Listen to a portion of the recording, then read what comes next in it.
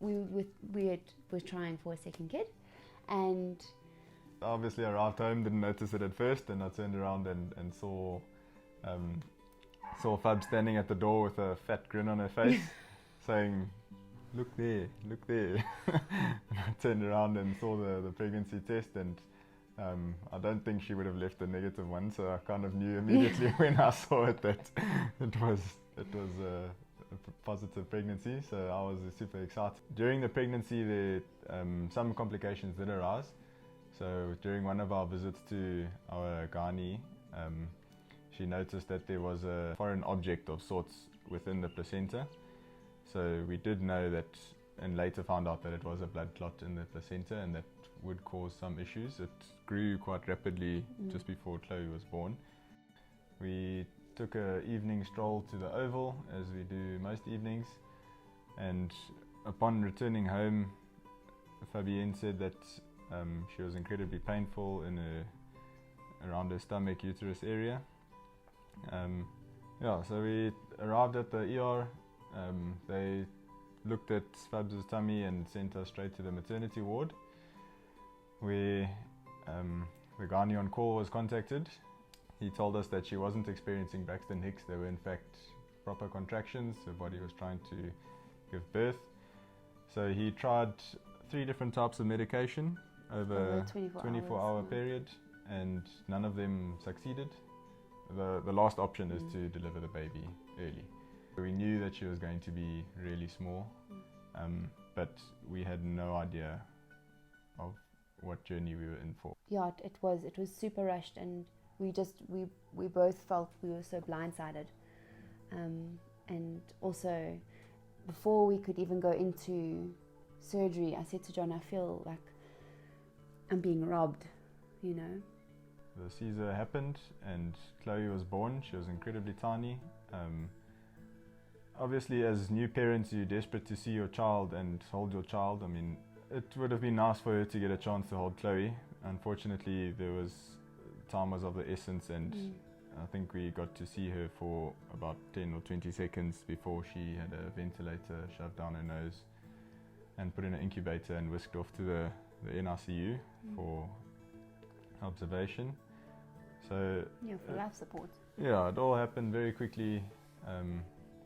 I just remember the first time I actually saw her in the incubator, just thinking, all of a sudden I just had this overwhelming sense of, I've just got to get you back in here, because this is not natural. This is not a natural environment, and you need to be back in my stomach, you know. And I was so overwhelmed by this unnatural happening in front of me.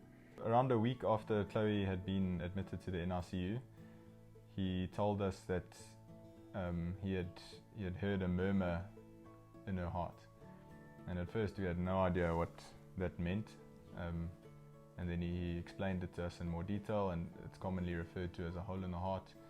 Yeah, so the cardiologist who came from Sunninghill Hospital in Joburg, he prescribed Chloe with the first round of medication, and each round of medication has to be given over 3 days, and then they've got to wait about a week between the second round and third round. So Chloe went through 4 rounds of medication, and it didn't work. Wasn't successful, so our only option, the only option was the heart surgery, which they had said to us on the Tuesday, she needs a surgery, but there's quite a long waiting list of kids ahead. Tuesday afternoon at about 4, Jonathan got a phone call while we were here at home to say Chloe's been bumped up on the list for first person tomorrow morning, and we both were shell-shocked. I mean, we had not prepared ourselves at all. So our first reaction was, well, we need to speak to the surgeon. You know, we need to know who he is. Yeah, we did a bit of research on him, and I mean, he's the best cardiothoracic pediatric surgeon in the country, and we were so blessed that it was him. But the heart surgery was definitely a massive high, because straight after the surgery her vitals were incredible for a couple of hours, and then she just hit a huge dip. She tumbled over completely. Yeah, she was in a terrible way. apart from being incredibly ill. But yeah, that was just a massive down point. But that led us to the Sunday morning, when Chloe had been incredibly ill. And I'd say the Sunday morning she was probably at her worst. The sisters on call said to us, she's on a knife edge. We don't know which way she's going to fall. On Sunday, I believe the whole church got together and prayed during the service. We had a team of prayer warriors at the hospital with us. Yeah. We were all in prayer the entire day. And it was then that this miracle happened, that on Monday morning, when the doctors didn't know that if Chloe would make it through the night, on Monday morning, her infection count had her dropped infection count tremendously. Within 8 hours, it was 230, and they had said her infection mark was down to 20. Within 8 hours, it was down. Yeah. I mean, we were all praying intensely for Chloe that day. We were actually sitting with Mark and Tammy and Rian outside, and I think it was Dion and Teresa Conradi. Yeah. And we were sitting outside praying, and that's when you had your vision.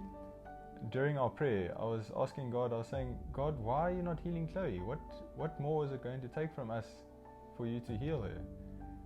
And in my vision, there was a man dressed in all white, as bright as the sun, standing right in front of me, fighting a battle against thousands upon thousands of demons. And in the midst of this battle, he turned around to me without saying a word. But by not saying a word, he said it all. He said, I am fighting. And yeah, I mean, Chloe's here today because of the power of prayer, and because God pulled her through. Yeah, we'd never actually experienced a prayer community before this, and the power of prayer. I can honestly say I actually never experienced the power of prayer so intensely in my life up until that day. And most nights, someone would call us on our way home and say, we're coming over with dinner, or there'd be dinner waiting for us at home. I mean, the number of meals we received from people. We didn't make dinner for about 6 weeks. Yeah. It was absolutely unreal. We eventually spent another 2 months after the heart surgery in the NICU. There were a few milestones to hit, but we eventually made it, and Chloe pulled through, and we left the NICU.